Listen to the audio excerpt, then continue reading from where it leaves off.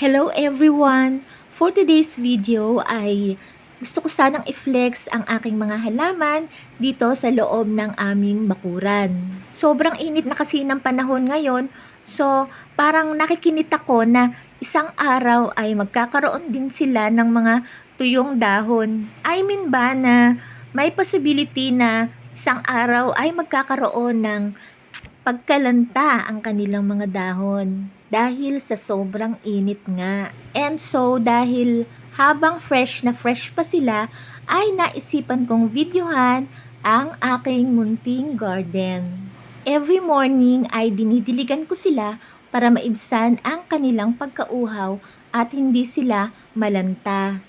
Andito sa side na ito ang may mga malalapad na dahon at yung mga mabilis tumaas na mga halaman. Tulad nitong mga rubber tree na ito. At saka ayan, medyo iniiwas ko sila sa sobrang init. Kasi natutuyo nga yung mga dahon kapag sobrang bilad sa araw. At yan na nga, may mga mangilan-ngilan na nasusunog ang kanilang mga dahon dahil sa sobrang init ng ating panahon ngayon. Dito naman sa kabilang side ay dito nakalagay yung may mga malalaking paso kasi matataas din ang mga halamang nakalagay dito. Ayan, iba-ibang klaseng halaman ang mga tanim at inaalagaan namin. Sayang nga at wala kaming halaman pa na namumulaklak.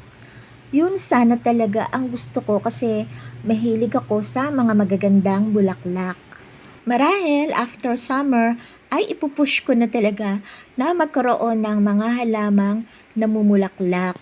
Pero sa ngayon, ito munang mga ito ang inaalagaan namin. Isa sa mga paborito ko itong halamang to, ayan.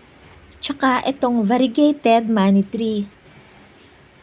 Ito pa ang iba naming mga halaman at dito naman sila nakapwesto sa bungad ng aming garden.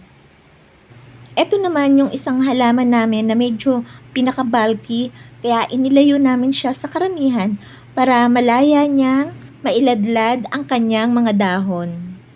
Bale, binubungan namin ng mga net ang aming garden para nga sa init ng araw, ganun pa man ay hindi pa rin maiwasan na hindi mainitan o mabilad sa araw ang mga halaman.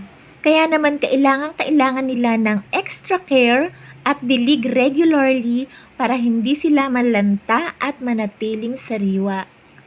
Bukod nga pala sa mga halamang ito na nasa loob ng aming bakuran, ay meron pa rin akong halamanan sa likod naman ng aming bahay. Doon kami nagpaparami ng mga halaman at naroon din yung mga bagong tanim pa lamang na kailangan pang buhayin muna bago iakyat dito sa loob ng aming bakuran. Ifi-flex ko rin sila minsan. So, thanks everyone for watching and bye!